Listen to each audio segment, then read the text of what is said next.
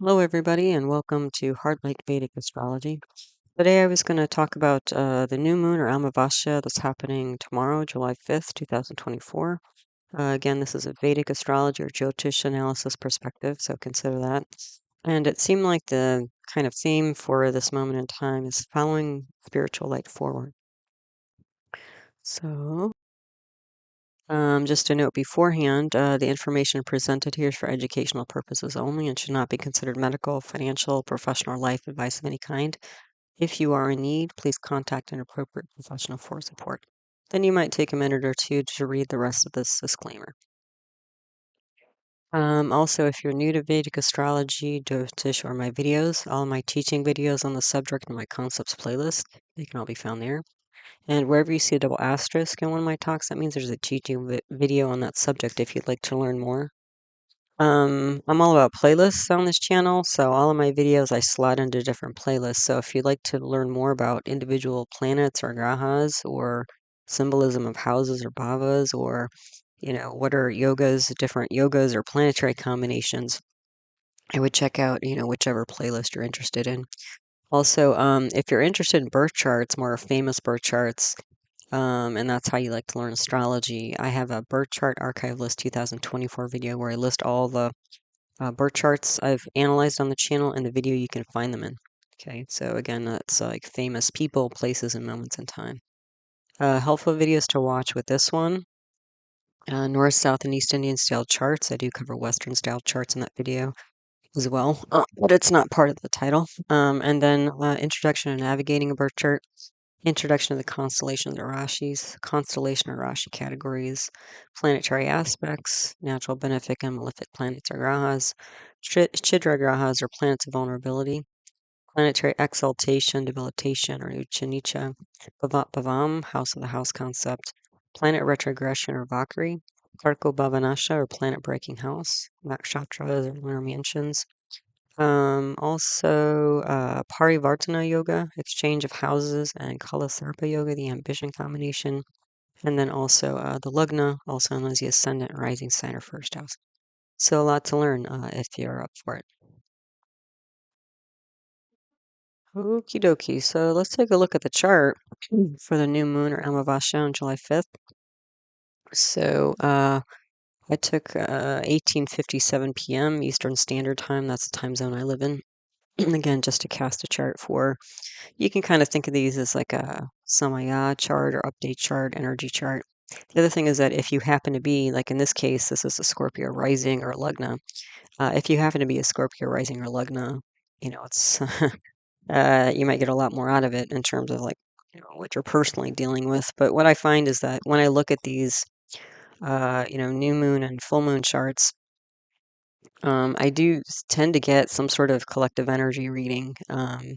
Even if people around me aren't all like, for example, Scorpio Lugna, people generally will be exhibiting, how do I say, like the energy, they'll be experiencing the energy of these charts. So, again, because if you take these as like not specific to the new moon or full moon, depending on where you are in the world, because that will change. But if you take it as a collective energy day chart, then it tends to kind of makes more sense in a way of how it can apply to everybody simultaneously. Um, okay, so as I mentioned, we have a Scorpio rising chart here. It's covered up because there's so many arrows, partially, but so the Lugna, this is a North Indian style chart. That's the type of chart I use in my work. The rising sign, also known as the ascendant, first house, or Lugna. The Lugna is that top diamond in the middle, and you can barely see it, but there's a little 8, green 8 in the bottom corner there. That 8 represents the 8th constellation or zodiac sign, which is Scorpio or Vrishika in Sanskrit. Okay. So we have the Scorpio rising chart here. The other thing that's extremely notable is that you see the ascendant is at 29 degrees 53 minutes. So you give this chart another 2 or 3 minutes and you're flipping over into Sagittarius. So that in and of itself, the fact that the Lugna, the rising sign, is what we call Gandanta. Gandanta happens at 3 different parts of the zodiac. So it happens between at the junction of Pisces and Aries. It happens at the junction of Cancer and Leo. It happens here at the junction of Scorpio and Sagittarius. So when you're moving from a water sign to a fire sign. And the thing is, it's not so much that you're moving, it's just a way to remember it, like where are the good Gandantas. It's not so much that you're moving from water to fire, although there is an energy shift. Whenever you cross like into a new constellation or rashi, you're going to be changing kind of elemental energy. So like maybe you're going from air to water, or you're going from earth to air, those are all changes.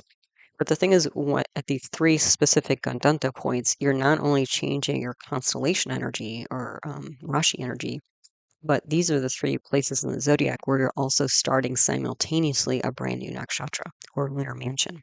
So there's actually like two shifts going on, and that's why it makes it more precarious.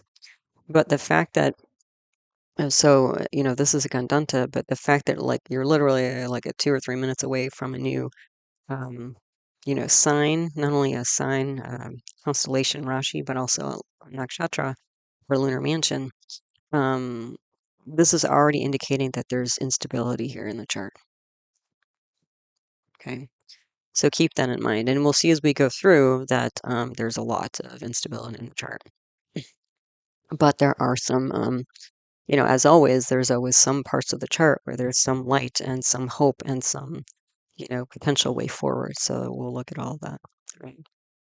Okay, so so that's an important thing just to keep in mind for this whole chart of just that alone creates a very unstable chart, an unstable moment, and also potentially unstable identity, because the lugna rising sign represents the physical health. So that could be a challenge right now, which based on what I'm seeing here is. The other thing is that the psychology of somebody could be very challenged, and I'm also seeing that in the chart as well. All right, so at this moment in time, the day lord is Venus.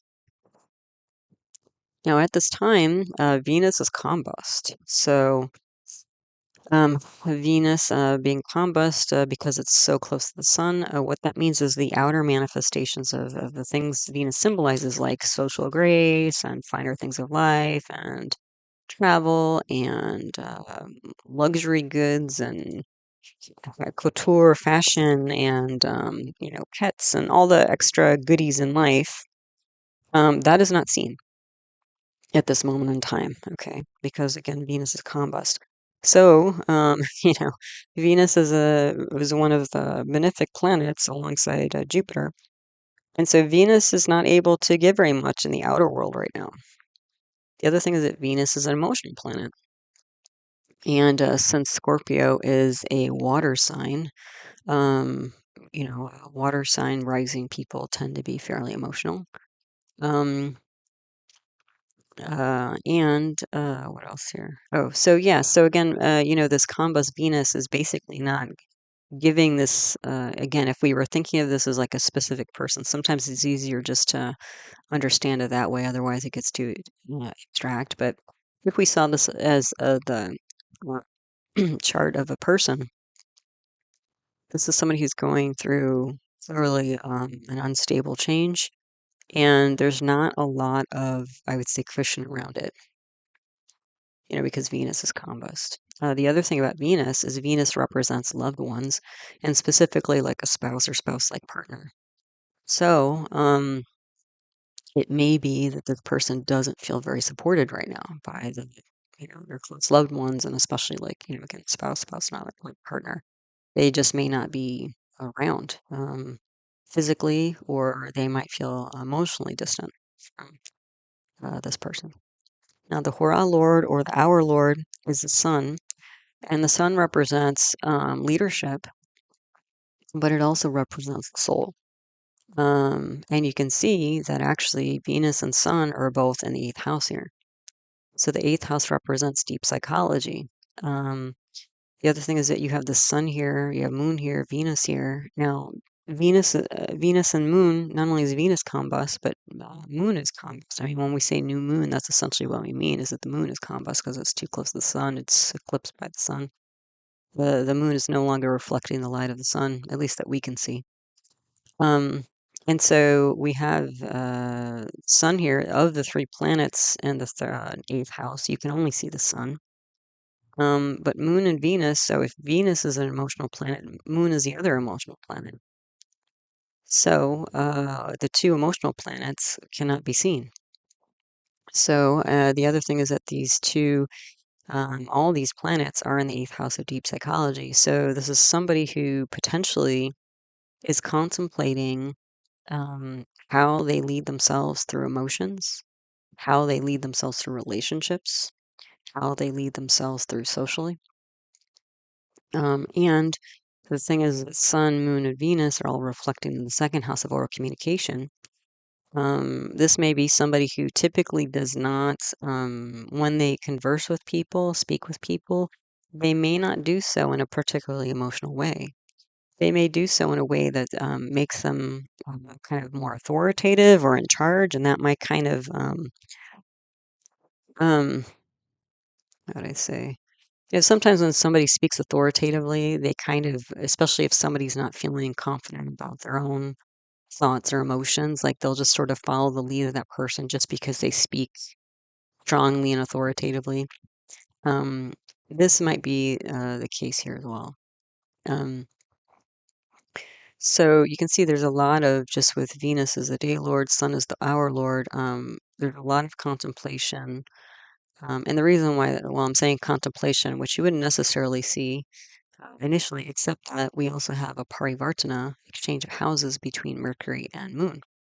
So Mercury is in a sign of Moon, and Moon is in a sign of Mercury. So you can essentially um, exchange those planets. And so what that does is it actually brings Mercury into the eighth house as well.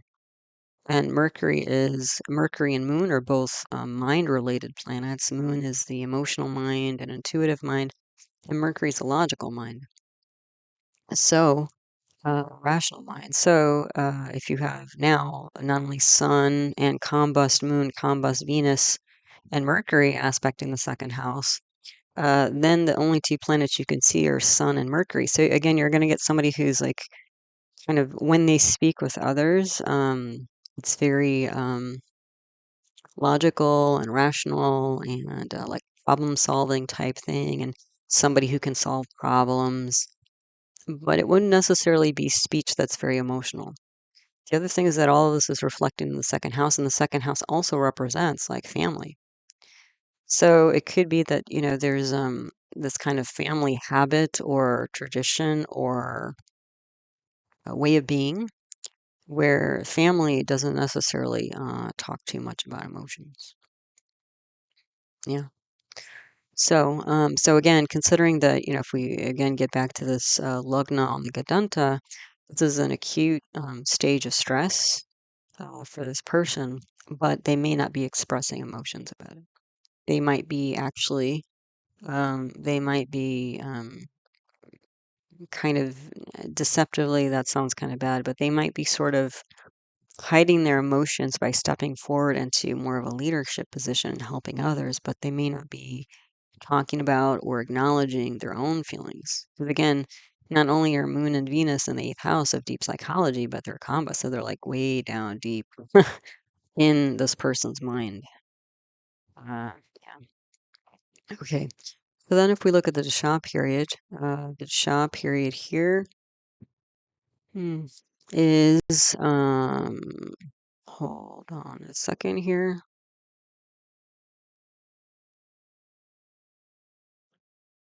Okay, so sorry about that. I was just looking at the Dasha period, and I had an extra Jupiter in there. There were a lot of Jupiter, but I had an extra one.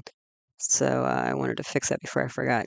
Anyway, the Dasha period for this moment in time is Jupiter, Jupiter, Jupiter, Mars.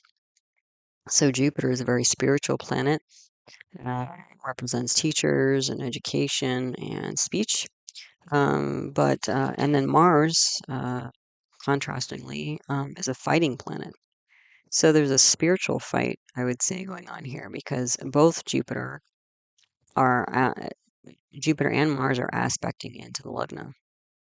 So also sometimes when you get Jupiter and Mars together, you can get things like law enforcement or lawyers. So this person, since both of those planets are aspecting into the lugna, this person could be involved in the law somehow, like law enforcement or lawyering. So there's a spiritual fight going on here, which probably isn't too surprising. What we're seeing so far is that, again, there's a moment of instability and perhaps not a lot of emotional connection or support for, again, if we were thinking of this as a person. Then the thing is that the Dasha period is going to switch to Jupiter Saturn on July 25th, 2024. So, what's Saturn doing? Well, Saturn's retrograde in its own sign of Aquarius. So Saturn is super strong. The thing though is that Saturn, sometimes when you have a super strong Saturn, that can bring a lot of trouble because Saturn represents things like delays and obstacles, and chronic disease, death, anxiety, doubt, skepticism, depression. Yeah, and the thing is that the Saturn is aspecting onto Mars, which happens to be the ruling planet or Lugnatia for the chart, because Scorpio is ruled by Mars. The other thing is that Mars is in the sixth house of acute issues and problems, and also acute disease. Now, Mars is super strong because Mars is in its own sign as well. But the thing is that I would say Saturn is stronger here because you have two major strengths for Saturn. It's retrograde and it's in its own sign. Okay. The other thing to note, which I circled in black here, is that you can see that the exact degree of Saturn is almost the exact degree of Mars. So they're in the same degree. So that means not only is Saturn, influencing Mars, but it has a direct aspect, exact aspect onto Mars. And that can usually be pretty inflammatory, depending on what the planets are and what they're doing. And I would say this particular moment, when you have this massive Saturn, which is a malefic planet, having a direct aspect on Mars, which is also a malefic planet, and the thing is that Saturn and Mars can represent they're bhumikarakas. So bhumikarakas are planets that symbolize land or property.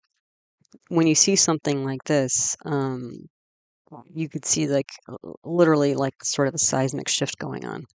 So, like earthquake or storm or something like that. Mm. Yeah, and so again, when you have this massive Saturn, oh, the other thing about Saturn is that it's currently in a lunar mansion. So lunar mansions, there's about 27 of them, and every night the moon goes into a different one. And so each of these lunar mansions has a different energy.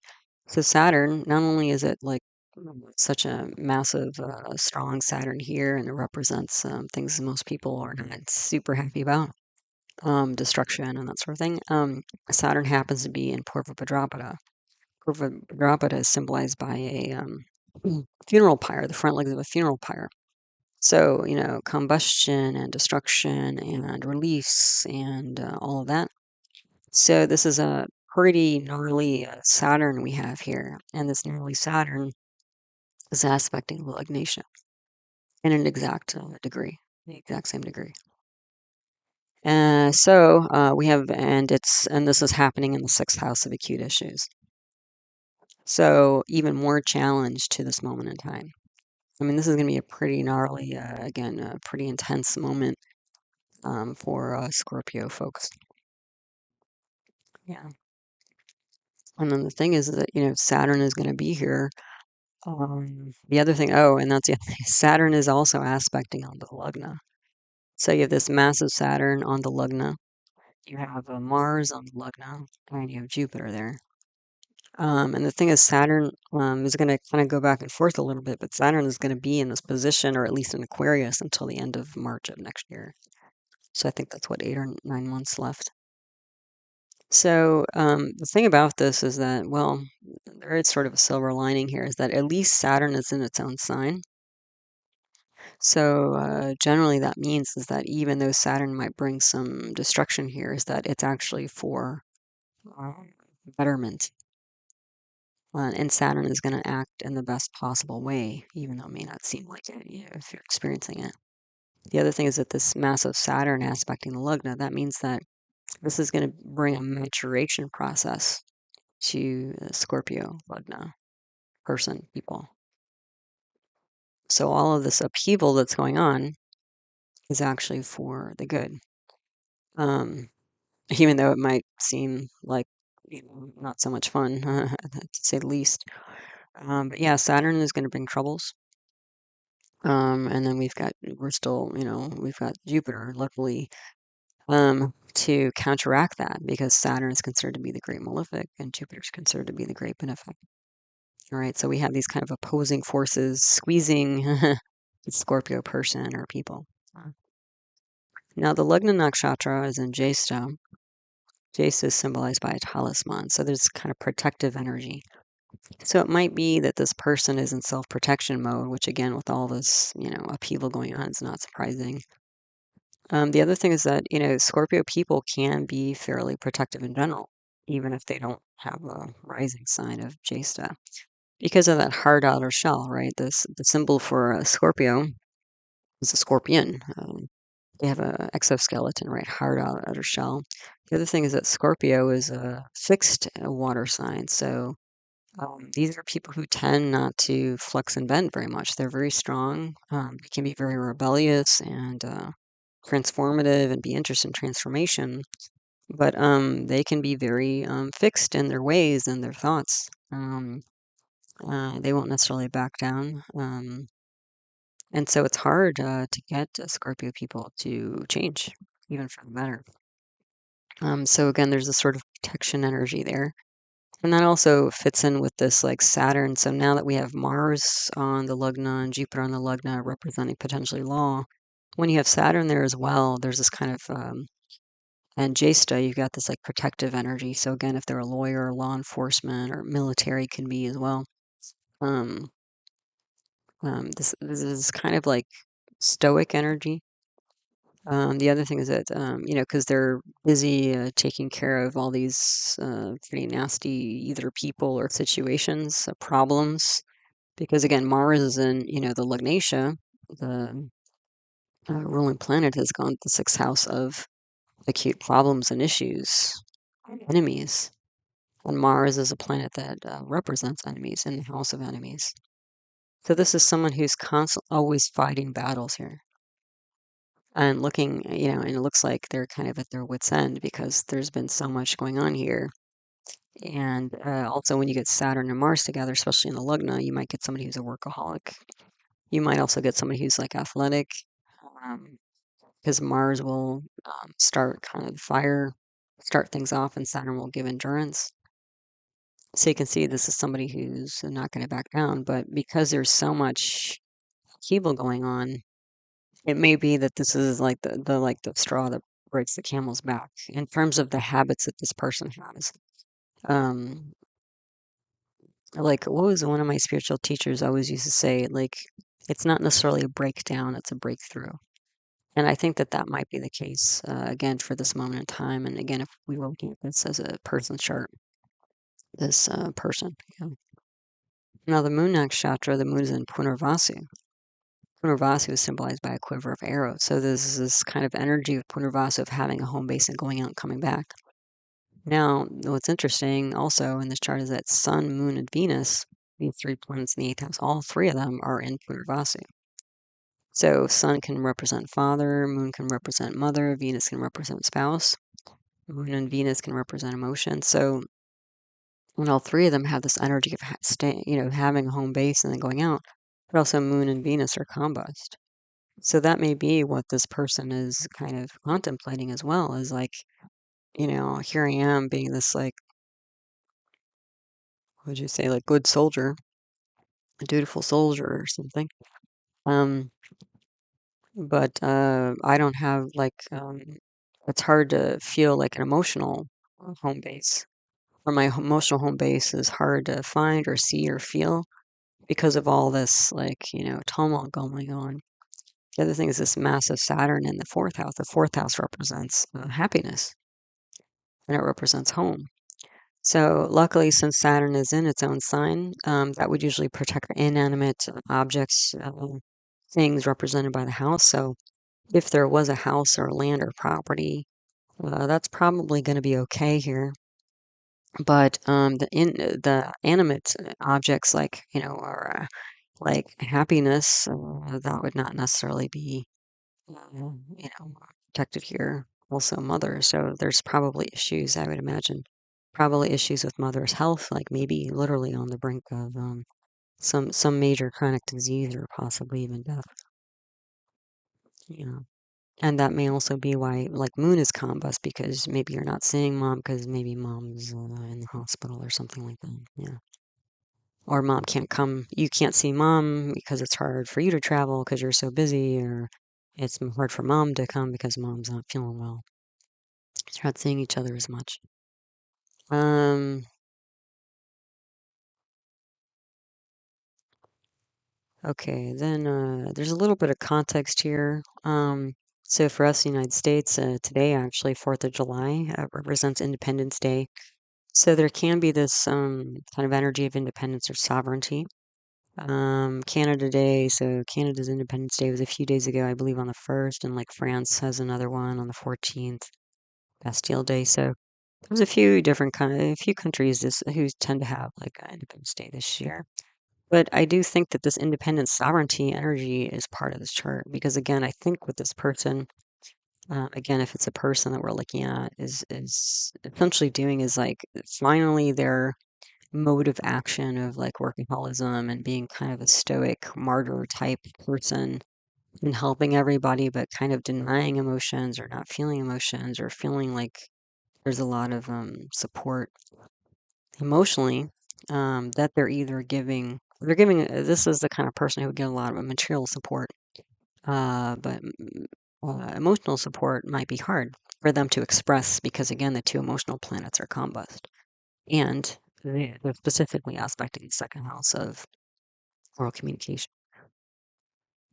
So this person, when they communicate, it's going to be much more again logical, rational, problem solving, strategic, rather than you know getting into a lot of swampy emotions, whether good or bad, lovey-dovey here, just, how do I help this person emotionally, lift them out of the trenches, yeah.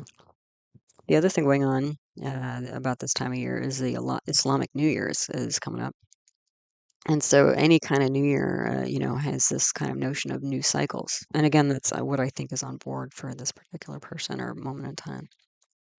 Okay, so let's go through house by house. The Lugna, we've talked about a bit already. So Scorpio, Vrishika, fixed water sign, or Stirajal. So somebody who's, pretty set in their ways and also fairly emotional. And we've got the aspect of a Swa retrograde Saturn, so massive Saturn and Purva Bhadrapada I've mentioned. And then we have a Swa Mars also aspecting. Mars is in Bharani nakshatra. Bharani is symbolized by a womb. So again, cycles, this idea of cycles like birth and death. Yeah, or resurrection, or actually, like a lot of times, I think in Western astrology, they talk about Scorpio of like different levels of Scorpio, and like the highest level of Scorpio can be like the Phoenix rising type, transformational, death unto the old self and rising of the new self. So I could see that being here in this chart. And then you have Jupiter aspecting here. Now Jupiter is in a nakshatra of Rohini, which is very much a contrast to the energies here. So Rohini is considered to be the most attractive, lovely, seductive, luxurious type nakshatra. And we have Jupiter there. Now, Jupiter, as I've mentioned in my other talks, is that to me, Jupiter, I always think of Santa Claus when I think of Jupiter, like happy, jolly, joking around, generous, giving gifts to children. Jupiter represents children. Um, sweet, supportive people like teachers. Jupiter represents teachers. It can represent banks and money, so that's nice. Also compassion, wisdom, that sort of thing. So you have this Jupiter, which again, we're running a shop period of Jupiter, Jupiter, Jupiter, Mars, and then Jupiter, Jupiter, Saturn. So Jupiter's huge here. So I kind of see like Jupiter in this Rohini nakshatra as being like this sort of lighthouse or beacon of light. Um, and the other thing is that Jupiter happens to be in the seventh house. Now, the seventh house represents spouse-like partner. It can represent independent business. It can also represent business partners. But the other thing the seventh house represents is like, how do we navigate our way through life? And the fact that we have a, at least ordinary condition Jupiter, not a challenge Jupiter in Rohini, I would say that this person has the ability to follow their intuition because Jupiter represents that, and give some level of optimism because Jupiter also represents that. And Jupiter represents travel. So this is indicating to me that despite the obstacles and difficulties at this moment, at this particular moment in time or person would find their way forward and find their way find their way forward on their path despite the current situation or circumstances. And the way to do that potentially is through spirituality. That's what I'm saying here. This would also potentially mean that the partner, if there's a spouse or spouse-like partner involved, is quite spiritual, and that might be something very attractive about this person. And I could even see like this partner, like maybe being a bit inspirational for this native of the chart. Maybe in some ways a teacher, not necessarily like teacher, but just by example, leading by example. The other thing is that the partner might be chanting mantras or saying prayers on behalf of this person, knowing that they're quite challenged right now. Okay, so we have all that on this Gandanta Lagna. So when we put all that together, reconstructing of self, new cycle, maturation, and whatever change is happening now, this is going to be a lasting change. Protection, law, precarious moment, learning, wisdom, spirituality, martyr, so all the things I mentioned. And then the Lagnesha, if we look at that a little bit more, so Mars has gone to the sixth house, which is an Arthastana. And Mars is again a Bhumikarka, which represents physical things like literally muscles and chemistry and land, fire. An Arthastana is a house representing material wealth. So this person might be like this person would be mostly focused on building the material world, and that would be their focus. Yeah. So and because we have the Saturn aspecting the sixth house, and Saturn's debilitated in Aries, this could mean that there's some massive, energy that Saturn's bringing that's like disrupting, uh, this whole person's life, frankly, because Saturn is not only on the Lugna, the rising sign, but it's also on the Lugnatia, the ruling planet. So both Aries people, and this is true for not just Scorpio, because we're looking at Scorpio chart, but rising chart, but it would also be true for Aries rising, because if you spin this chart to Aries, Saturn is still on both the Lugna of Aries and the Lugnatia of Mars. And luckily, Mars is aspecting both Aries and Scorpio right now, so that gives them some strength here to deal with this. But this massive Saturn is just yeah, it is what it is. It's going to bring a lot of destruction. So it looks like again this person is focused, not just kind of now, but generally on bailing themselves or bailing other people out from acute issues, which would go along with like being a lawyer, law enforcement, military type person, um, as opposed to like a counselor, right? Like a therapist or something like that. Yeah, this is not necessarily the chart of a therapist, or if it was a therapist, this is a pretty hardcore, pretty hardcore there. You may not feel like super, would not be the warm and fuzzy type. Let's just put it that way. Um, Deep down, they have very strong emotions, but just the way they present is not quite that. Yeah. So there's this kind of disparity there. Anyway, so acute troubles, and then we've got again the two Bhumikarakas are in the sixth house. So this could be problems with house, which we see with this massive Saturn in the fourth house. House, property, like mortgage, could be here. What else? Also health issues, the neuromuscular skeleton. This could be like injuries because Saturn represents the neuromuscular junction, and Mars represents muscles. So this could be like injuries, like if somebody was in the middle of a scuffle. The other thing is 6th house represents daily routine. So with this debilitated Saturn, it looks like this person's having a hard time establishing a routine that's consistent, that's grounding, because all these issues keep popping up and they're just like putting out fires, it looks like. The other thing is Saturn represents employees. That can be a problem. Mars represents siblings and enemies. So all these kind of like people could be making issue for this person. Now, also in here, we have chidra grahas, which are planets of vulnerability.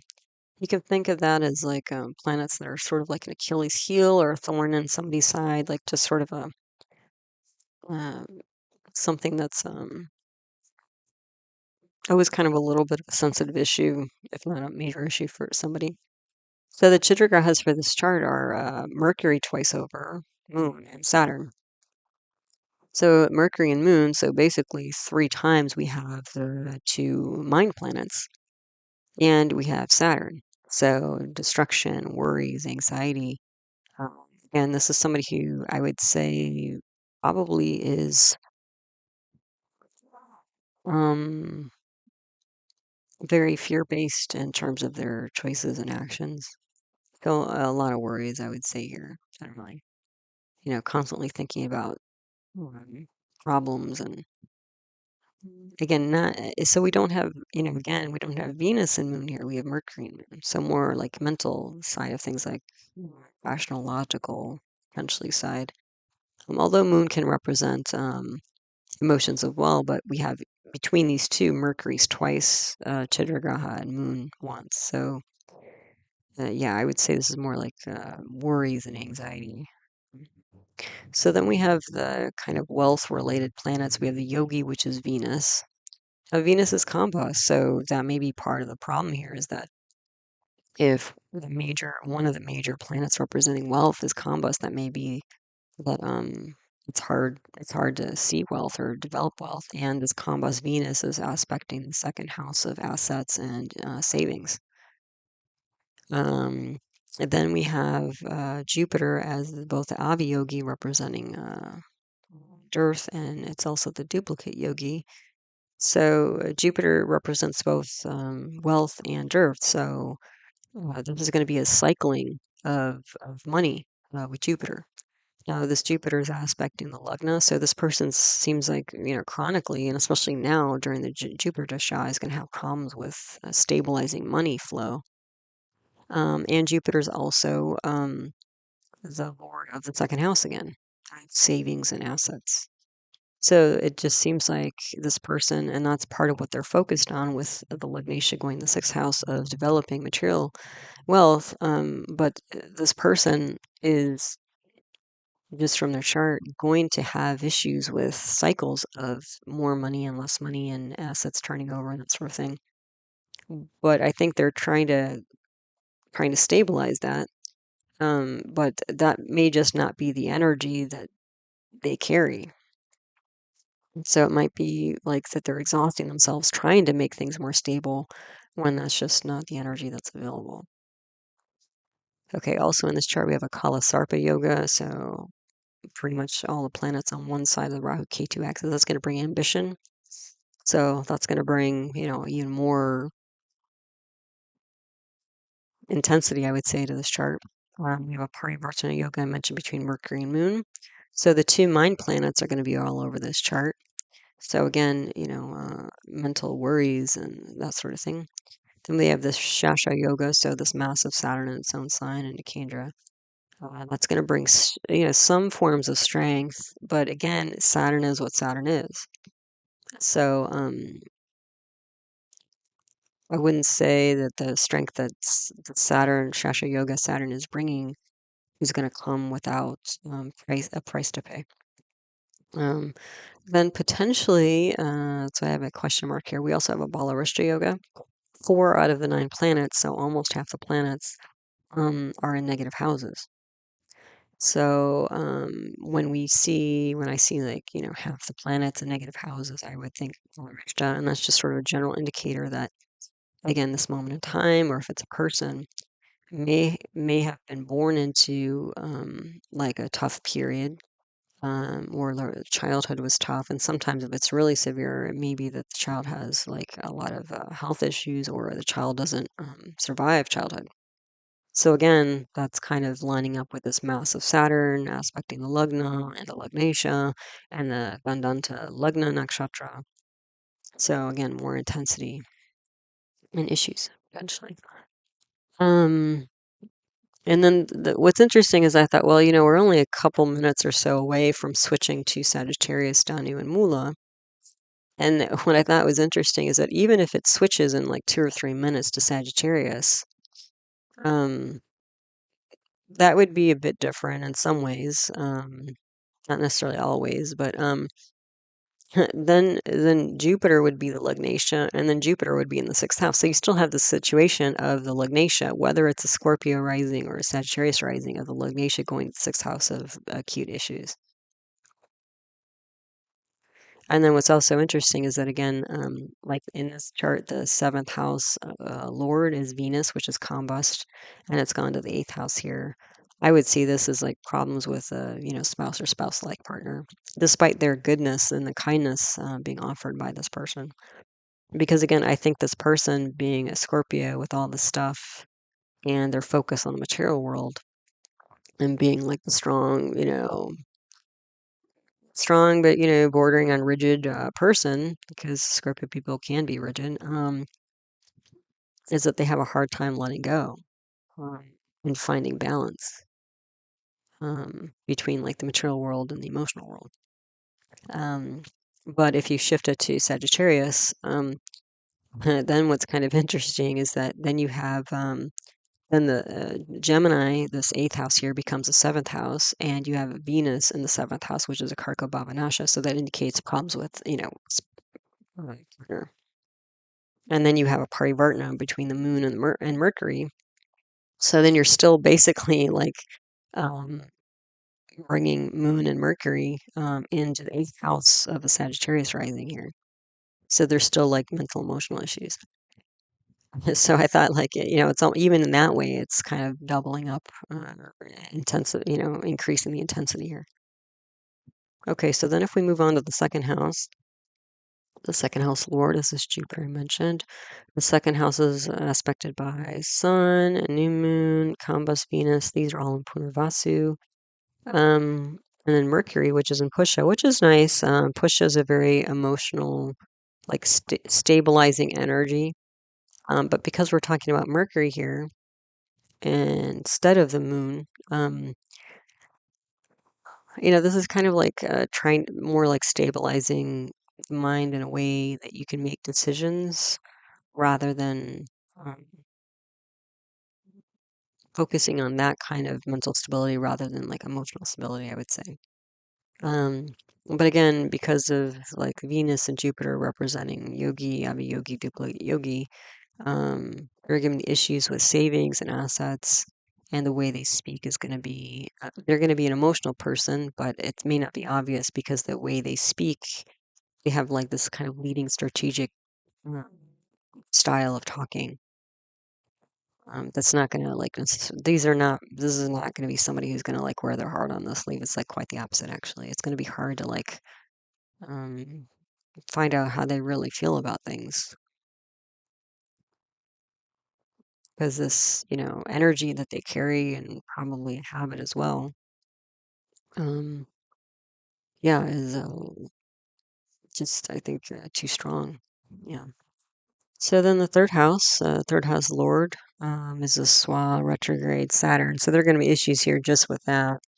And this house does is aspected by Jupiter, which is in Rohini, but Jupiter's debilitated here, so Jupiter can't give too much. And then you have Mercury and Moon. So I would say that's because the third house represents siblings. I would say siblings are having quite a few issues as well. Also, this could mean difficulty with written communication. So this we saw difficulties with oral communication. So written communication might be hindered or blocked or something like that as well. And again, troubles with siblings and possibly neighbors because the third house can represent that. Then the fourth house is massive Saturn. So as I mentioned, difficulties with mom. House could be lungs, lung health. Fourth house represents lungs, chest. Also education, especially like college level type education and happiness.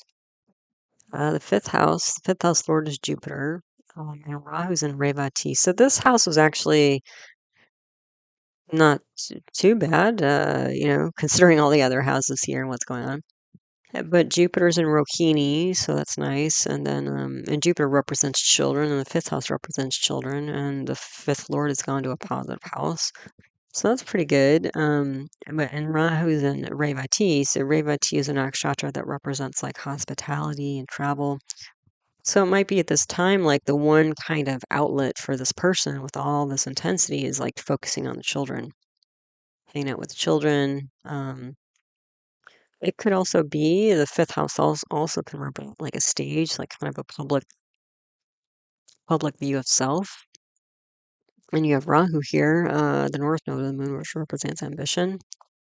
So it could be that there is ambition in the fifth house, which could might not only be children, but it could also be like, again, putting on a happy face in public, even if you're really hurting mentally and physically. And again, what I'm seeing here is this like just massive stoic martyr type energy.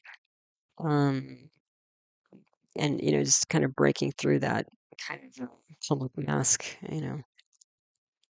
because again, if this person is in an authority of some kind, it's they may not be in a position, or it may not be helpful for them to be like, oh, I'm, just go on and on about their feelings and how they're feeling insecure and lack of confidence and all this sort of thing, if they're trying to help other people feel more stable and, supported and that sort of thing. So it kind of goes against their training. But this person might also be looking for public recognition with the Rahu in the fifth house. They might also be taking the kids on a trip, like that might be their only kind of real outlet. It could also be like internet dating. Lots of possibility. The fifth house represents romance. So there might be some, and Rahu can represent things like technology and internet. So there might be some, of that going on. But again, with Venus being in the eighth house of chronic issues and death, and troubles, long-standing deep troubles. I think this person, based on how they're operating here and the overall chart, again, it just seems like, despite the potentially good intentions this person has to build things and preserve things in the material world, I think the emotional side of things in relationships are what really challenge this person. So there might be something going on the internet, like dating or something like that. But the other thing to note is that even though Rahu is currently in Revati, which is like a hospitality and traveling type energy, um, Rahu's switching into Uttar Bhadrapada in the next, I think, couple weeks, this month for sure. And Uttar Bhadrapada is symbolized by the back legs of a funeral pyre. So it's not as like intense and destructive as Purva Bhadrapada, but there's still this like conscious release and letting go energy. So even if there might be a little something going on, like internet dating, I'm not sure it's going to last. The other thing is that next month in August, Jupiter is moving from Rohini, which again, maybe there's some, internet, some kind of romance or distraction, happy distraction going on. Jupiter's moving into Mrigashirsha. So we're moving from Rohini which is again attractive, seductive, beautiful, luxurious, to Mrigashirsha, which is a searching energy. So by that time, like again, it might be, Rahu's going to be in Uttar Bhadrapada. So it might be like at that time, even that's like too much for this person. Or again, it might be that all of the person's energy are going into one, survival, but also transformation, that they don't have extra energy for anybody. Even like a slight, casual whatever on there. So, yeah, yeah, I wrote here internet dating detachment. So even if there's something there, I'm not sure if it's something that's stable or lasting. Sixth house here, sixth house lord is a Swa Mars, and then we've got aspect of a debilitated Saturn, because Saturn is debilitating Aries, and again, at the exact degree. We're talking damage control here, acute and chronic issues, because Mars is acute and Saturn's, chronic, chaotic routines, acute illness like injury, anxiety, self-doubt, um, problems with siblings, employees, competitors, enemies, and again, looks like a breaking point potentially for this person. But again, breaking points, breakdown, or breakthrough. Hopefully it's more of a breakthrough, which can still be painful, but ultimately more good comes out of it. So. Okay, so on this slide, all the stuff on the left side is the same, but now on the right side, I have notes for the other houses we haven't covered yet. So the seventh house, seventh lord is the combo's Venus, especially because the house is ruled by Venus. Typically, when we analyze like the seventh house for relationships, we would take Venus as the karaka, kind of planet symbolizing spouse-like partner, to be about 20%. But because it's also the lord of the house, it actually the position and condition of Venus is increased in terms of its influence over the seventh house. So when you have what would it be? Either Aries rising. Well, what's funny, either Aries rising because the seventh house lord is Venus, or Scorpio rising, the seventh house lord is also Venus. Venus is even more kind of critical, and so Venus is combust here. It's also in the eighth house. So it's going to be problems again, unfortunately, for a person like this, relationships in general. But again, at least you have this like Jupiter and Rohini, so that's a nice thing to have there. But the seventh house, we're seeing intuition and faith because of this Jupiter and finding the way forward. So again, so far, like there's a little bit of reprieve in the fifth house here, but otherwise things are pretty tough here, I would say. Um, Partner and family, because the other thing is Jupiter is the lord of the second house. So it does seem like family and partner are supportive, um, and maybe giving some inspiration and that kind of thing. There's also spirituality here. But with the Venus being combust, you might not be seeing or talking much with the spouse. But again, this Jupiter in the seventh house is kind of like a lighthouse or North Star, is what I'm seeing. It's such a bright, beautiful energy in the middle of all this, chaos here. Um, this might also be like the partner still kind of well, either the native, it could be both actually, the native, and because it's crossing both it's on the 1-7 axis here. It could be both, even if there are issues, relationship issues with the primary partner. I would say that there's still like a spiritual bond here. Um, could be also like because Jupiter is like represents ether, the element of ether. So this could very well be like a spiritual connection here. And this Moon and Venus that are combust in the eighth house, even though emotions aren't expressed, it could be that like these two, because it's Moon and Venus are on the 2-8 axis for both. That's also a mirroring effect on for both the native and the partner. This could be that even though emotions aren't really expressed in the 3D, this could mean that there is still this like connection, deep connection that's felt on like more of a spiritual dimension or 5D dimension, especially because you also have Sun here, which represents the soul, and then you have Mercury in the mix as well. Of like so the central nervous system and peripheral nervous system. So there's still, I think, some pretty strong and deep bond here, even if there's like challenges in the material or 3D world. And both people, this Jupiter and Rohini, both people could be holding literally a torture candle for the other, and the partner might be like praying or saying mantras or something for the native, that kind of thing. Then the eighth house, we've been talking about a bunch. So Mercury, Sun, Moon, Venus, all there. Again, three of the planets in Punarvasu, so leaving home, missing family partner, effects of work, on relationships, reflecting a lot on the effect that this, constant barrage of problems and trying to kind of deal with it in a kind of stoic way. How is that affecting relationships? Because again, if other people aren't in that same mode, they might just, get tired of it. If there's not enough emotional kind of expression on some level, oral or physical or whatever, person just might be absent. Like, what was I seeing? Like, actually, a couple movies I saw kind of remind me of this energy. Like, actually, Axel F just came out, the Beverly Hills Cop 4, essentially.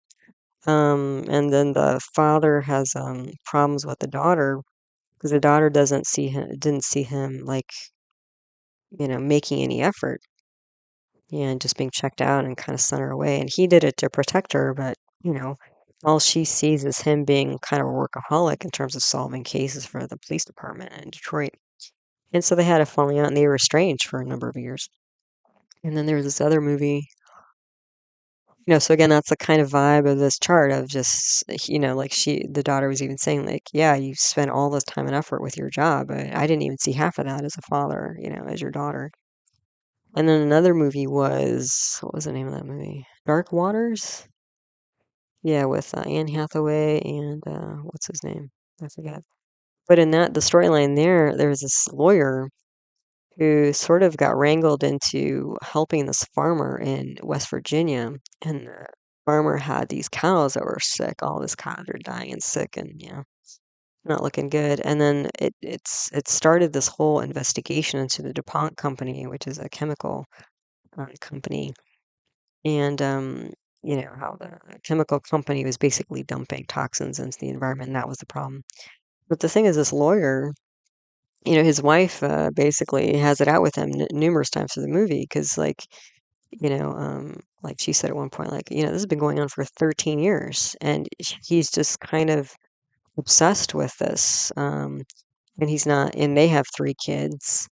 And so, she's taking care of everything at home and the kids and everything. And this guy's just, and besides him just not being present and being present, but also all the emotional, mental strain for him and from dealing with a high power business conglomerate like DuPont, and the monetary losses, him taking pay cuts to continue pursuing this like ongoing kind of crazy case. I mean, luckily there was a positive outcome, but it just took a toll, and yeah.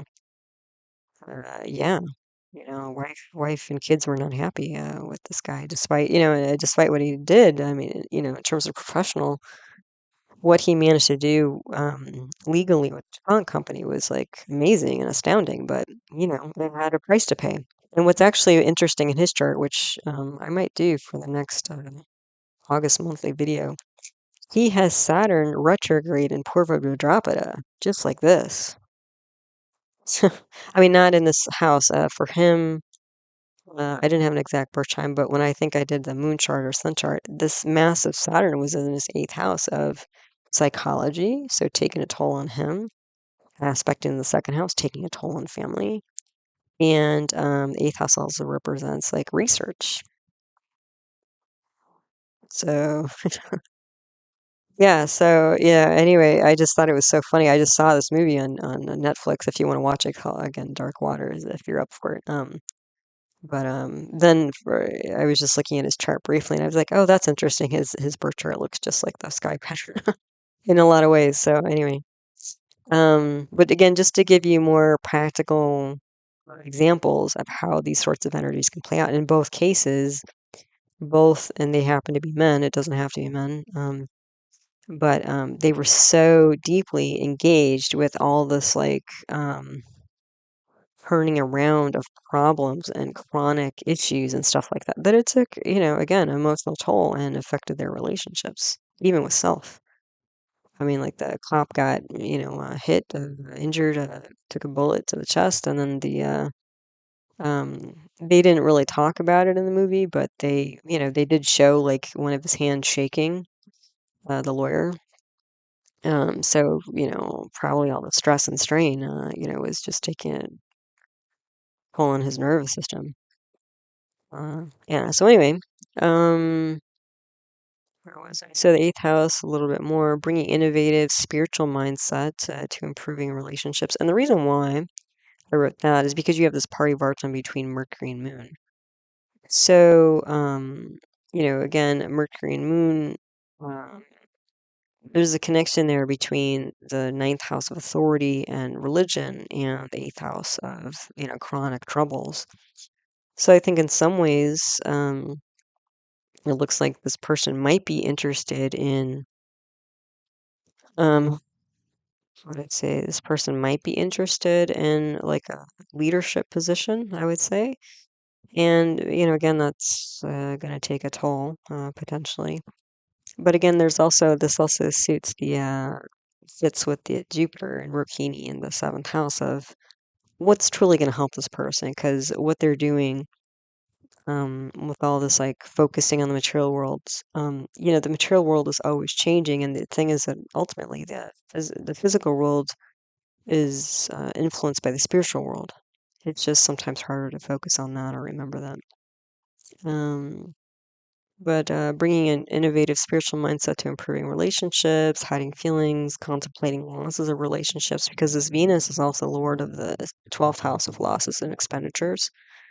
So, what kind of emotional toll is this, way of being on the native, but also again, sun, father, moon, mother, Venus, spouse? Yeah.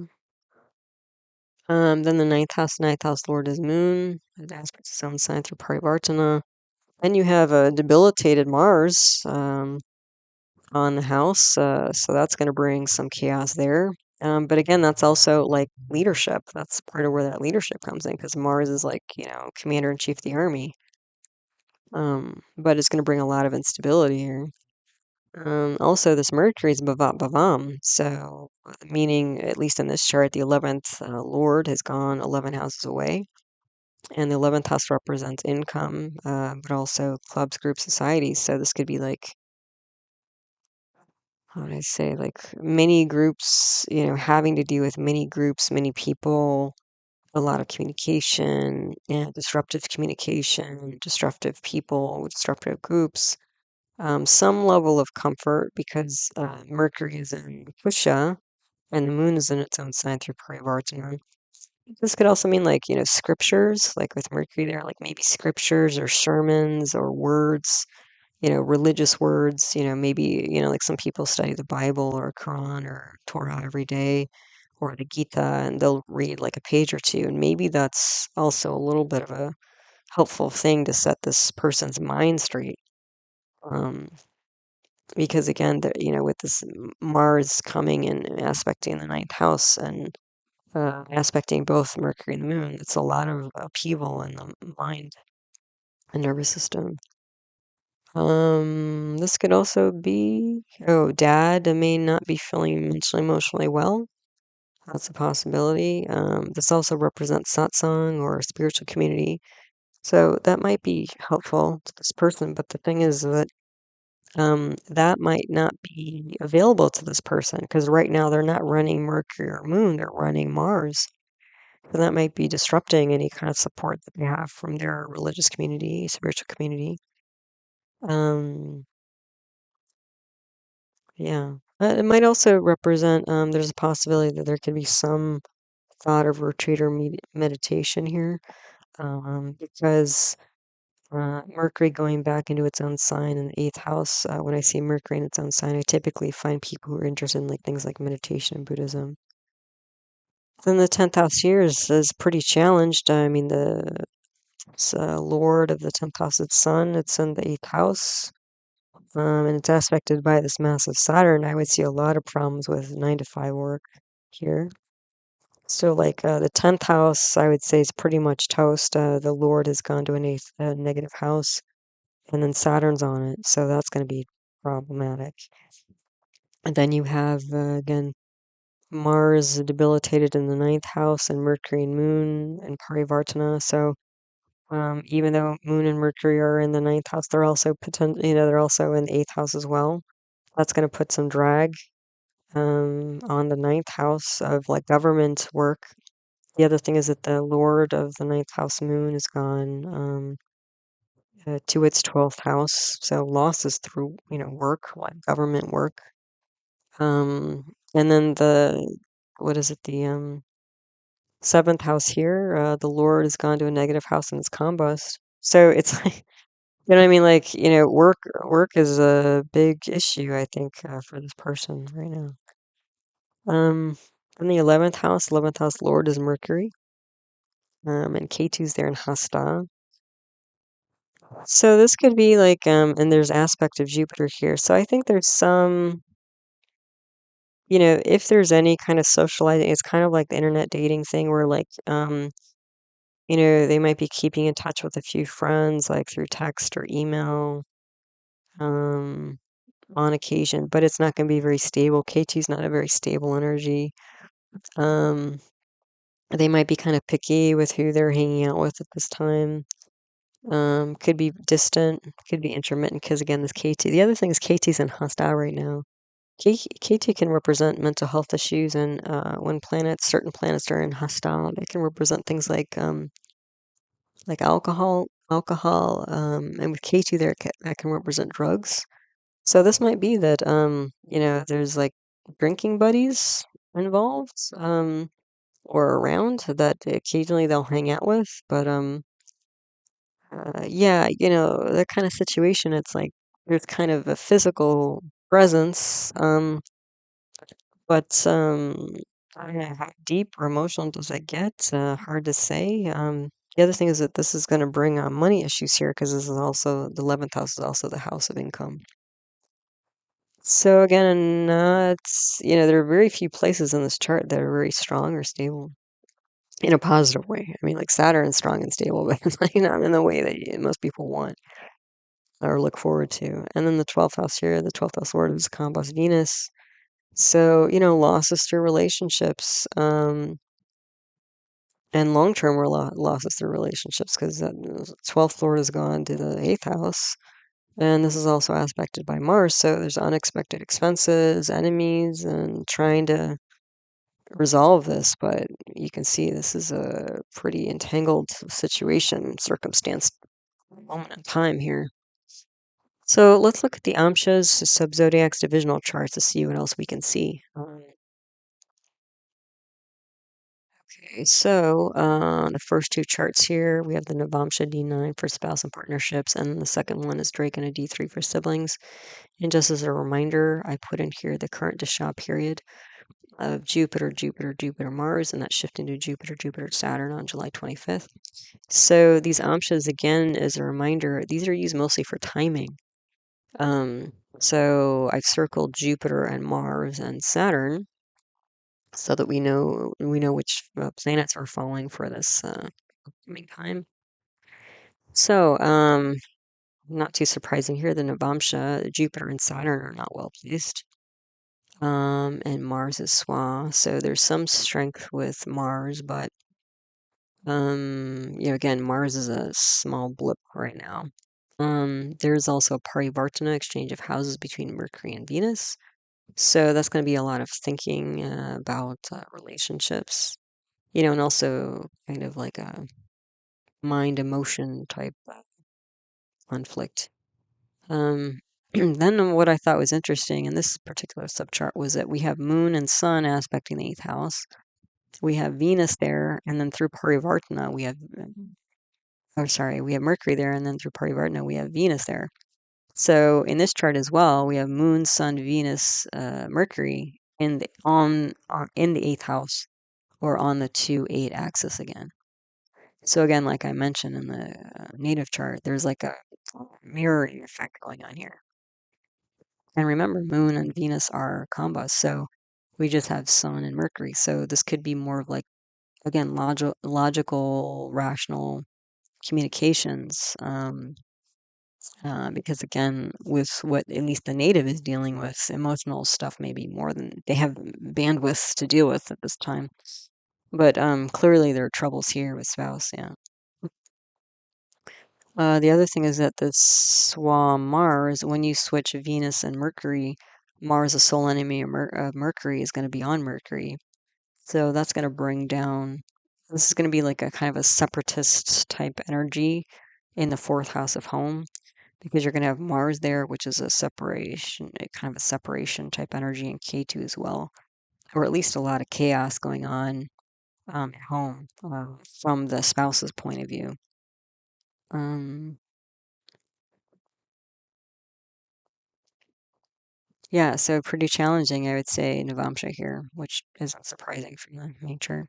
Then the Drake and now we're looking at siblings now. So Jupiter and Mars are not well placed, which again, I mentioned siblings probably very challenged because the Lord is that massive Saturn. And Jupiter's aspecting that's debilitated there, so Jupiter won't be able to do a whole lot to support the third house. In this chart, subchart, there's a parivartana between Saturn and Venus, so difficulties in relationships. So, and then what's also kind of funny is that through the parivartana, now we have Saturn, Sun, Moon, and Venus. So instead of Sun, Moon, Venus, Mercury, we have Saturn here. Those four planets are in the eighth house, and they're going to be reflecting in the second house. So again, it's like long-term troubles, suppressing emotions. It's almost like the sibling is, again, if they're coming from the same background and household, and this is what they were exposed to, like, through their parents and grandparents. Because again, the third house, that massive Saturn, or sorry, fourth house, the massive Saturn in the fourth house, that's also like a lineage, family lineage. So the whole family is sort of brought up in this way of being. And so it looks like the siblings are going through the same thing in a weird way. Then what we have? Oh, and then we have Saturn and Mercury, Saturn and Mars in the sixth house again. It's kind of like the native chart.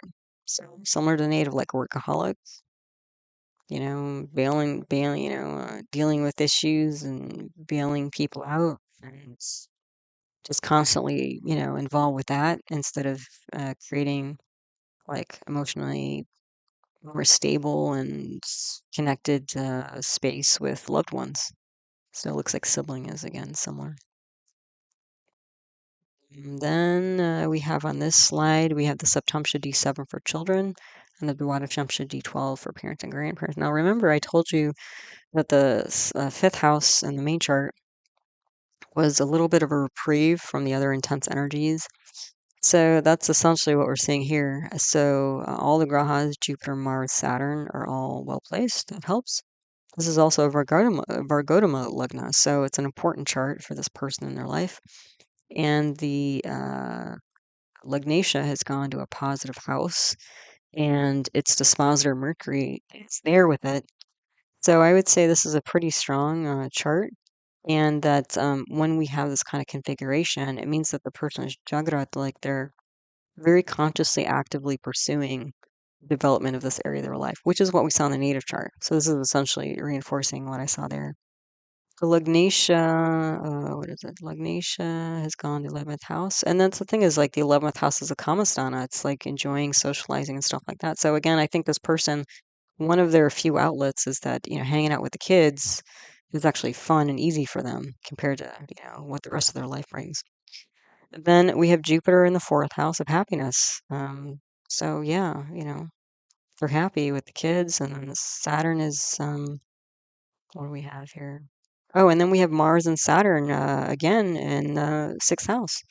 Mars is going to be swather and Saturn's going to be debilitated. So again, issues with routine. That may be bringing problems either to the kids or with the kids because this person's daily routine is so inconsistent. Yeah, the kids will feel that. And then also, and then you have Mars aspecting Venus. And you have Mars aspecting. So Mars is going to bring contention with spouse and family. That's happening in the second house. And then Mars is aspecting Mercury the moon, or sorry, Mercury the mind, rational mind. So, and Mars is the sole enemy of Mercury. So issues with loved ones and friends and getting good advice and just even being a good advisor to self, not really thinking straight, being kind of, again, fight mode, rather than, uh, lovey-dovey mode. Yeah. But, again, at least with the kids, there's some happiness and enjoyment and stuff like so that may, again, be the reason why that's a bit of an outlet. Then the Jyotish G12 about parents, grandparents. Well, Saturn's not well placed. It's also aspecting Sun and Mars and Moon.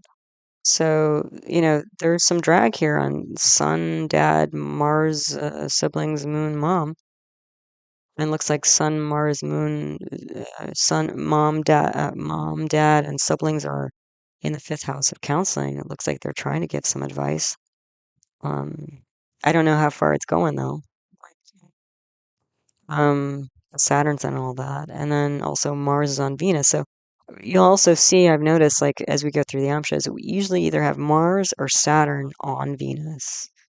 So either fighting or obstacles energy on Venus, spouse specifically, partner, but loved ones in general, and socializing.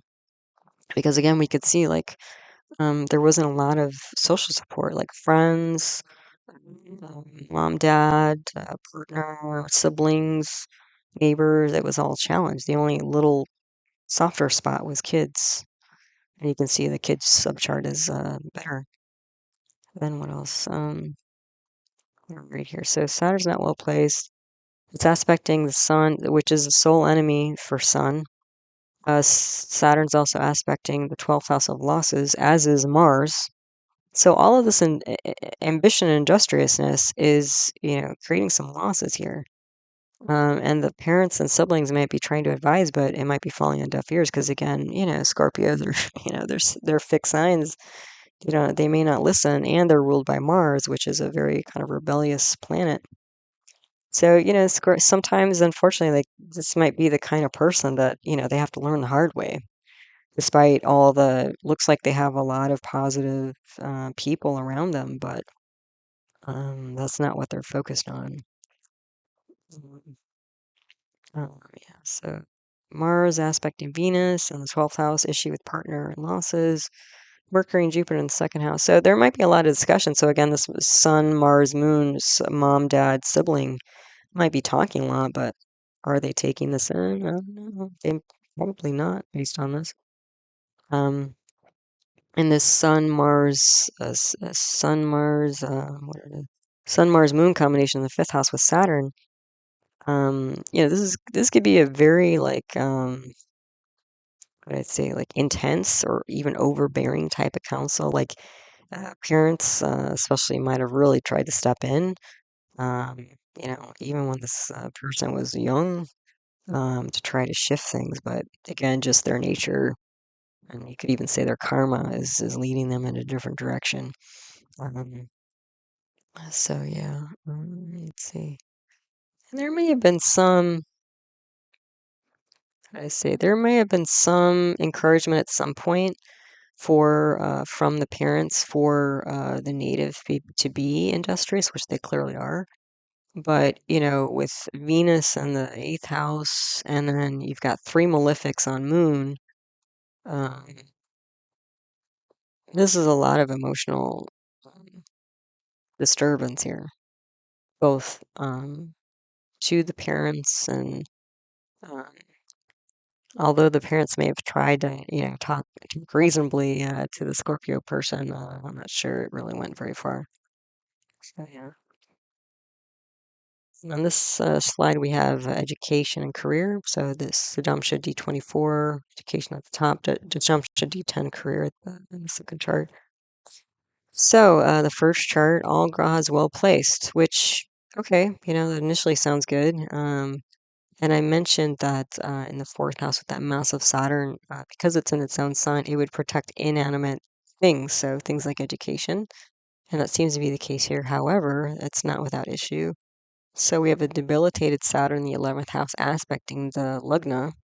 So that's going to bring a lot of delays and obstacles to education, which we would assume from the native chart. And there's two malefics on Mercury. One of them is soul enemy Mars and a debilitated Saturn. This is going to bring a lot of confusion and, again, like mental, like gymnastics, almost, I would say, um, uh, affecting this person's social life and income. So, again, this person might have the same kind of attitude about school, and they might be in school now. And they're just like, again, workaholic, pushing it so hard that they neglect their social life. There's a parivartana between Jupiter and Moon, so a lot of thinking about education. But we have Mars aspecting that house of Jupiter where it's debilitated. Mars is also aspecting Venus and Moon, because those are going to be in this. So we have debilitated Mars on Jupiter, Venus, Moon. That's going to cause any kind of positivity. Like there's going to be a disturbance there. And also the two emotional planets, like a disturbed mind, disturbed emotions, because we've got Mars on Venus, Jupiter, Moon, and Mercury. So all the benefics. Um, so again, there might be this kind of fighting energy and endurance, kind of the way they are with work, it seems. And they'll get through. I mean, this is somebody who'll get a degree, but will they be super happy?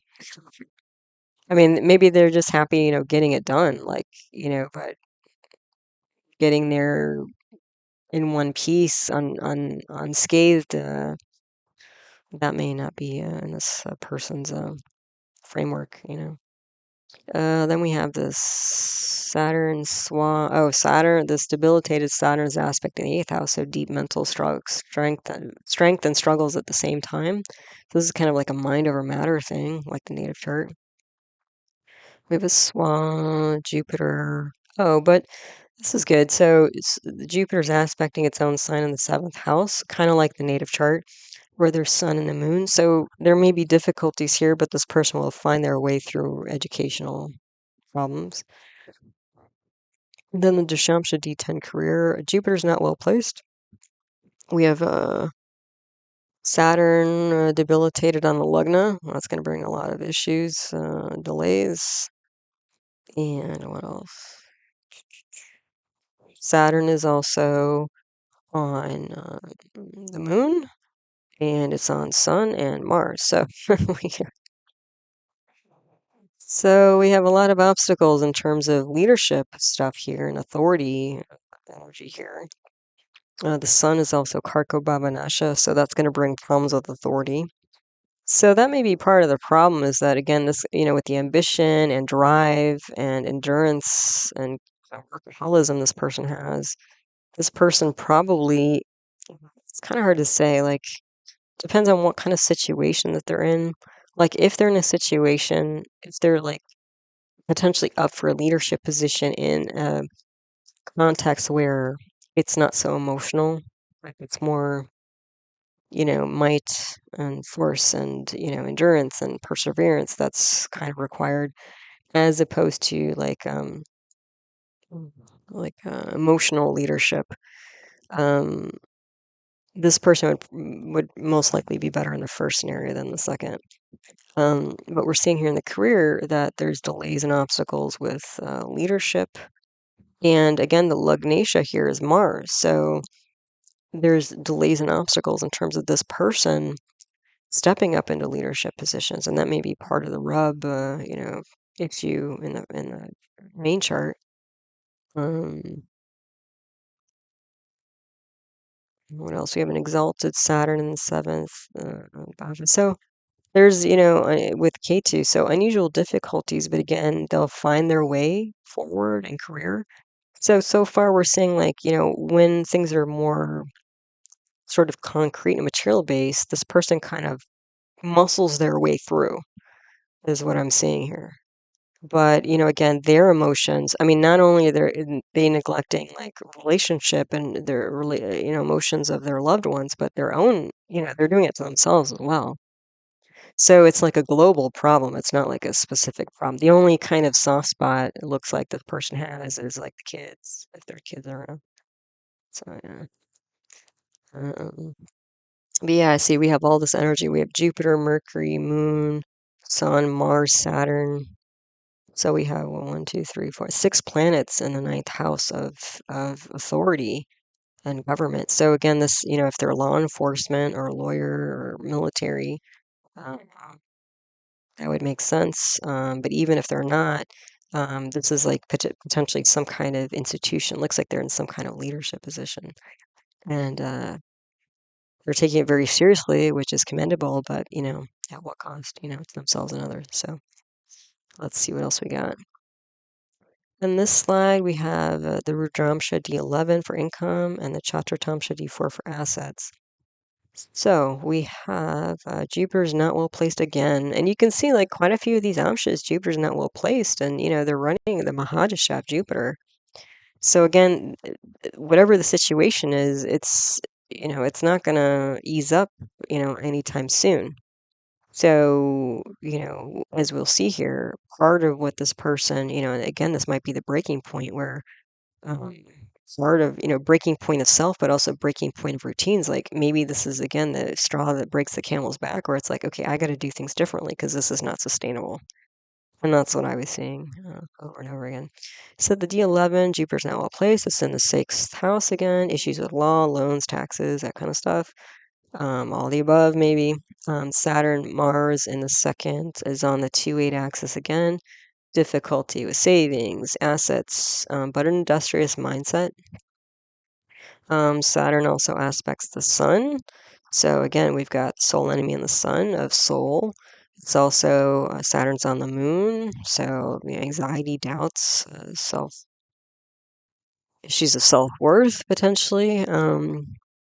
Then what else? Saturn's also on the 11th house where it's debilitated. So there's a drag on the mind, on the soul, on the happiness, on income, on social. Like it's pretty intense. Mars also aspects Ketu and Rahu in the 5th house and the 8th house. So Saturn and Mars are Saturn is Swan, Mars is exalted in the 8th house here. So again, this is a very industrious mindset regarding income. Mars with Ketu and Rahu in the 5th house. I'm just seeing this person isn't really taking advice really from anybody, or if you get any advice, it's not helping. And Mars is also aspecting the 9th house here. So that could be again a leadership energy here. Yeah. So very focused again on material things. And the Chatra Chamsha, so Mars is not well placed, but it's exalted, which is good. But you'll see but then we get a parivartana between Mars and Saturn. That means Mars and Saturn are going to be all over this chart. So again, industrious nature, intention about building material wealth. That's this chart. Saturn and Mars are in the 6th house again, which we keep seeing. So again, workaholic energy, daily routine. Also, Jupiter is in the 4th house. So that's also kind of interesting. You have this mixed energy this time in the 4th house. You have Jupiter there, but you also have Saturn and Mars. So again, all of this, like it's kind of this, and Jupiter's a dual sign, so it's almost like does this in some ways this industriousness makes this person happy. Like they like to see concrete results and stuff, and they probably they like the challenge. But so there's that, which is, probably a good thing. They like to see the, whatever assets or income build up, and that makes them happy. And, maybe you get promotions at work, but, again, all this workaholism, like, it just seems like it's not as happy as they potentially could be if they were a bit more balanced in terms of addressing their emotional needs and the emotional needs of those around them, and then their need to, like, win and achieve. 'Cause that's the kind of energy we've been seeing. And again, there's this kind of like, martyr energy where it's like, oh, somehow like if I suffer, that means this all is better or something, or means more or is more valuable. If I just like, suck it up and just keep driving forward, you know. But sometimes that's I've mentioned in several of my talks is like sometimes people like, unfortunately, the only way to slow them down, they don't listen to people, and the only way to slow them down is life will slow them down, and they'll kind of crash and burn, and then they'll realize like none of this stuff really matters that much. But I mean, yeah, you want to like eat and have a safe home and stuff like that, but a lot of it's extra, that stuff we actually need. Anyway, then we have this. Let's see. Oh, and then when we have Saturn moving in the sixth house, then the Saturn is aspecting Ketu and Venus in the eighth house. So again, they like to build things, but there's a negative effect on relationships, children, because Saturn and Mars are on Jupiter, that represents children. Uh, with Saturn and K2 on Venus, this could again be like, long-term separation, coldness from spouse. I mean, that's not gonna, usually be a happy situation. Like I mentioned, the lawyer, like 13, his wife is complaining of 13 years that he's going through this, crazy, convoluted court case with the chemical company. She was definitely not. He definitely was not addressing her emotional needs. And then what do we have here? 10th, 12th, bhava. Oh, see, and then we keep seeing Saturn and Mars all over this chart. So again, this is reinforcing the first chart of, even Mars, the Lugnatia, going to the sixth house of an artist on a material wealth building. So we're just seeing more of that, really. And then health. So let's see, like, is this really just grinding this person down? Are they doing okay? Let's see. So the first chart here is Tajik Shashtamsha D6 for acute issues, then the Tajik Ashtamamsha D8 for chronic issues, and the Bhamsha D27 for strength and resilience. So in the first chart, all grahas are well placed, which is initially good. However, Jupiter's debilitated, so it's not going to give as much as it could. And again, Jupiter represents things like, optimism even. And Jupiter's in the 11th house of clubs, group societies, where it's there with Rahu and Ketu. So not a lot of socializing. With friends and groups and stuff, clubs. And we have Mars and Saturn again together. And we have it with a karako bhava nasha Venus. So Venus in the 7th house. So Venus in the 7th house by itself will indicate, problems either with the spouse or just the spouse is having issues, not necessarily with the partner. But then we have Mars and Saturn here. So we have this like, partner having issues with being a workaholic. Because again, and it looks like the partner might also be slightly workaholic, but you see this Mars, Saturn, Venus are aspecting into the first house here.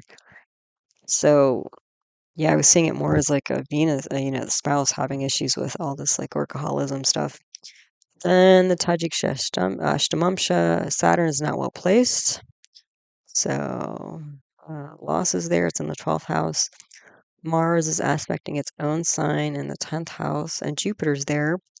So this could also be like, Mars in its own sign and of Aries. Aries is action oriented. It's a fire sign, so it's action oriented. So it's going to be very strong Aries. And then you have Jupiter there.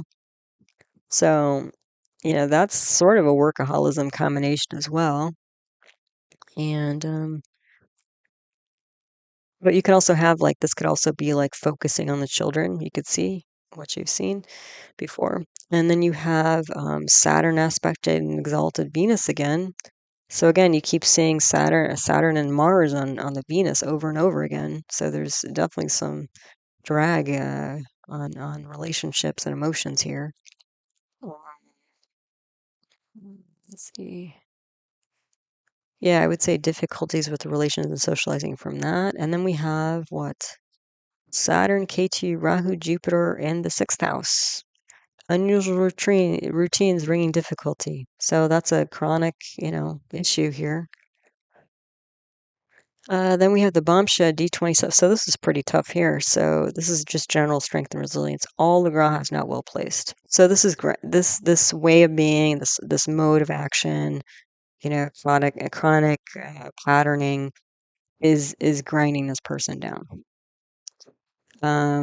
They may be holding it together, maybe in the eyes of others, they may seem, but like you can see chronic issues are cropping up here. The acute issues are not super great, but not bad. But the D27 is just this person is toast. So all grahas not well placed, and all three of them, Jupiter, Saturn, Mars, are on the 612 axis of acute issues and losses. And again, this Jupiter, Saturn, Mars combination, workaholism. Yeah. Then the second house, no, second lord. Oh, second house, I should change. Second house is ruled by Mars. So, the second house is inner circle, family and friends, like family.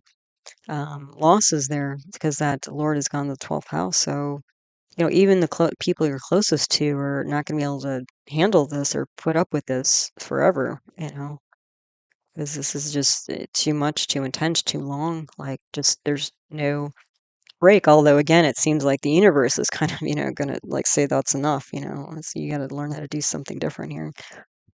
And let's see. 11th house Lord is Saturn. So, relationship issues. Oh, okay, now it makes sense. So the second Lord is Mars, which has gone to the 12th house. The 11th Lord of clubs, group, society is Saturn. That's gone to the 6th house. And then we have Mars aspecting 7th house of like conflict and arguments with spouse. So again, relationship issues, like long-term relationship issues, difficult to recover from. We have Rahu with an exalted sun and moon in the 2nd house. So again, this is somebody who's like striving to be boss or authority or in charge, or it's like they still have this like authoritative way of speaking. And I've mentioned that when I see Rahu or Ketu in the 2nd house, typically what that means, or what I've seen it mean for people, is that the way that they speak does not accurately convey who they are on the inside. So especially if this person has like a way of speaking authoritatively, which is what I'm seeing here, like in the native chart, they may seem like they have their act together and all is fine and well, but their emotions are so deeply hidden, maybe even from themselves, that people may not even know how bad it is for them right now. And this person's habit is just to keep plowing through. So yeah. And again, based on this is clearly not sustainable for this person, because the thing is, whenever this person finishes up Jupiter Mahadasha, then they go to Saturn. So we've got two Mahadashas, of in a negative house. I mean, this is a problem. So yeah. Hopefully this person wakes up without more damage here, but I guess we'll see. Luckily again that Jupiter Rohini, I think, is a saving grace if this person opens up to more of a spiritual perspective on everything going on. Then the last two charts here, we have spirituality and worship. So the Panchamsha D5 for innate spirituality, and then the Vimshamsha D20 for more formal worship, kind of religious institutions type stuff. So, well, maybe this shouldn't be surprising, but both of these charts, all the planets are well placed. So, I mean, like, you know, so again, it's almost like that Jupiter and Rohini in the 7th house. It's like there is a light, there's a lighthouse.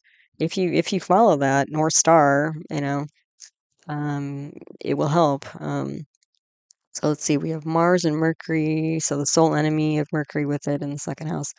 So this is like arguing with the inner circle, potentially, or potentially could be a new mindset as well. Mars is aspecting Jupiter in its own sign. So this could be like the initiation of deep transformational practices like Tantra, Yantra, Mantra, because that's all fifth house stuff. Or it could also be like starting some kind of like spiritual counseling. That's a possibility. Jupiter is aspecting an exalted moon and sun in the 11th house. This could be like socializing with children and parents, or because we have Saturn here exalted in the 4th house of home, and you can see this is like home and happiness and stuff like that.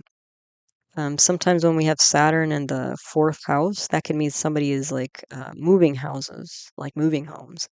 And so maybe this person, like part of their um, what they realize because again, if their family and close to loved ones and stuff are supportive and spiritual, maybe it would make sense to move so that like the kids and the grandparents can socialize and there's like kind of that in-house satsang type thing going on.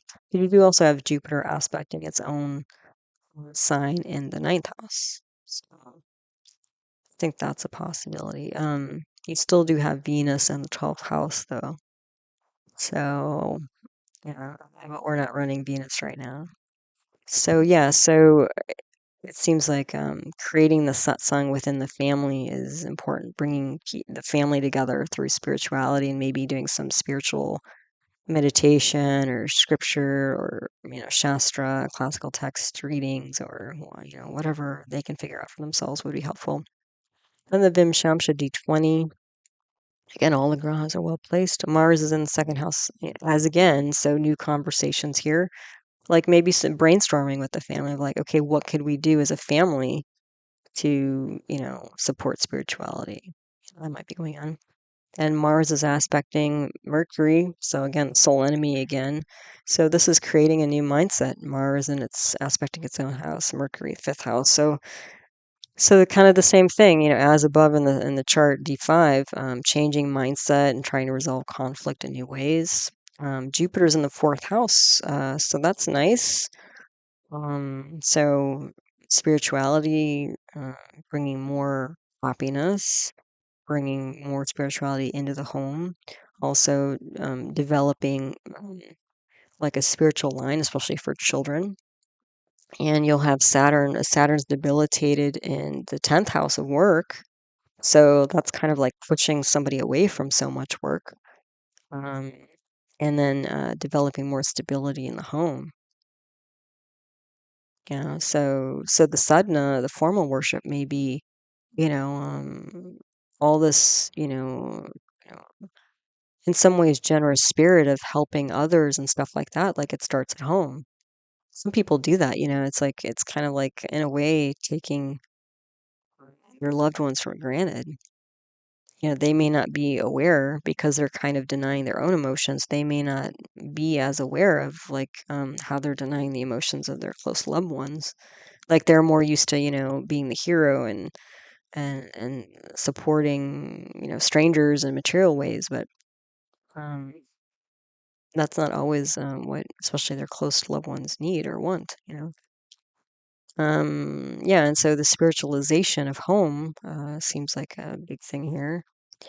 Uh, right, and so again, this debilitated Saturn in the 10th house, like the answers moving forward are not about more work.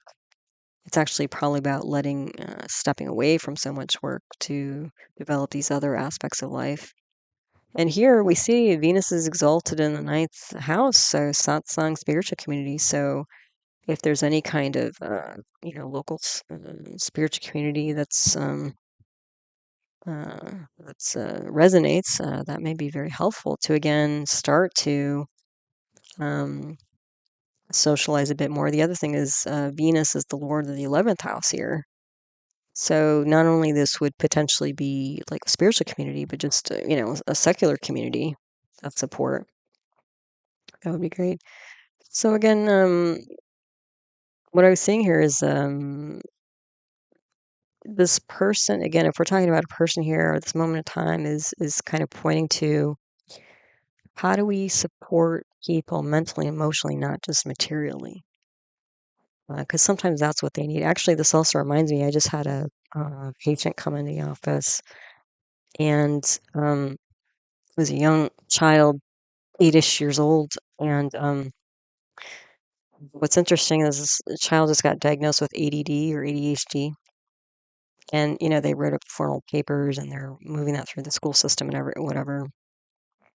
And what's interesting is that the grandmother is involved in childcare, like early childcare.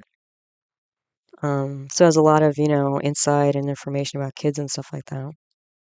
But it just when the kid showed up in my office, and I've done a lot of work with kids, special needs kids, through my other career of being a doctor, but even beyond that, I've done some medical work and kind of, I'd say field work with special needs kids. But, this kid was in my office for a good hour, hour and a half, and I wasn't seeing any red flags. I wasn't getting the sense that this kid actually had ADD. I mean, they were focusing and they were mostly self-contained. I mean, sometimes they would interrupt, but, for an 8-year-old, it was kind of par for the course, age appropriate. But what came up, was that one of the things that the kid does is that when she makes friends, she'll kind of latch onto one friend and kind of prevent that friend from interacting with others. So she's kind of like hoarding the attention of the friend. And then there's some other kind of a little bit kind of anxiety controlling thing she does. Like she'll ask a lot of questions when new situations come up and stuff like that. Like there's a little bit of a control. And I would sense from that like anxiety, you know. And so I asked, what about people in this child's life, like, study family members? And what came up is that I guess the father um, has not been in contact since October. So what is that, 8 months or something? And I was like, well, do you guys talk about that? And mom was saying no. And I said, well, it's like, and I'm sure because, grandma's involved in childcare and then by extension, the mother is, they may be focused more on like, and this is the kids in all these camps and is doing well academically and there's all that kind of support. But I was like, my question was like, how much are you working on like this child's emotional education? Like, do you guys talk about, just start, like sometimes when I worked with kids, we would have a whole board with all these like emoji type symbols. And then we would ask the kid, like, okay, which one do you feel like today? Do you feel like the mad emoji, or do you feel like the crying emoji, or the happy emoji, or the celebrating emoji? And so, what that was all about was one, developing emotional vocabulary with kids, two, starting to help kids identify their emotions, and then three, showing kids, that talking about emotions was a good and fine thing to do. And so that kind of approach is in direct contrast to this person's approach. And I told the mom as well. I was like, look, most adults that I've seen, a lot of adults are not good at this emotional stuff. That's why a lot of adults, like, they're workaholics or they're alcoholics or they're sugarholics or they're, Facebook or social media. There are all sorts of ways for people to basically numb out, check out, because they don't know how to deal with their emotions. Like these emotions come up and then they just feel bad and they're like, okay, I just don't want to feel this way anymore. And they don't have a lot of tools. Sometimes not, they don't have a lot of awareness. Sometimes if they do have awareness, they don't have a lot of tools on how to work with those emotions and move themselves to a better place in a positive way using positive tools. So we had that conversation and that seemed to at least help. We'll see. But I've had that kind of talk with a lot of parents actually. So anyway, so maybe in my life, that's how this energy of this new moon is showing up, that I'm experiencing again, this kind of more from the, sort of counseling side, like more, um, yeah, supporting children, um, kind of like this chart is showing. So anyway, yeah, so moving into more of that mental emotional support, rather than just this sheer or soul material support, because again, this person's, frankly acting like a machine, and it looks like the machine's breaking down. Or there's going to be an important pivotal moment here for somebody to start doing things, learn something different, or do something different. Um, and then also part of it may be, you know, um, focusing on things like spiritual concepts like santosha or contentment. Like, how much material stuff do people need? Yeah, I mean, feel safe and be fed and have a decent, clean home and all this kind of stuff. I mean, yeah, it's all good. But beyond that, I mean, a lot of people have a lot of extra stuff they don't actually need, right? So it depends. But this person, again, if it's been a chronic thing, like again with the Saturn in Purva Bhadrapada, retrograde and the fourth house, like that could be the family line, the family lineage has been one of poverty. And so that kind of fear is what's driving that person. But uh, with problems cropping up in other areas. So, what else did I put here? Oh, the other thing is like with this kind of Santosha notion is like, the outer world is always changing. So how do we create like the stability within, like the mental emotional stability within? And that's really key. Because just like this child, like, if the parent's not involved or around, then part of what this child needs to learn potentially is, there will be an ongoing flow of people throughout their life. Some will stay longer, some will not. And how do they develop some, emotional independence? So again, getting back to like, 4th of July Independence Day and sovereignty, like how do we create more support, mental, emotional support, and also sovereignty so that we're not so exhausted and debilitated by chasing material things, potentially, or at the extent of our happiness, really, our true happiness, full happiness, I would say. Okie doke. So that seemed like a lot. All right. As always, I thank you for stopping by, listening to one of my talks. As always, my teaching videos on the subject of Vedic astrology are all on my concepts playlist. You can find them there. And if you're looking for famous birth charts, you can look at my birth charts archive list 2024 video for a list of the birth charts I've analyzed on the channel and the videos you can find them in. I do offer individual birth chart readings. You can find them live. I do the sorry, going too fast. I do those live on Zoom or I do them as recorded video. Either way. So if you're interested in that, you can email heartlight@yahoo.com. I have another YouTube channel on natural medicine that includes other Vedic arts such as Ayurveda, traditional Indian medicine, yoga, as well as other paradigms of medicine such as homeopathy and naturopathic medicine. And the name of that channel is Nature Source Care. So as always, thank you for all your support with my work in the channel and all the different ways that you do that. And I do hope you found this talk helpful, useful, and interesting to you as you learn to navigate the energy cycles of your own life. Okay. So until the next one, take care. Namaste.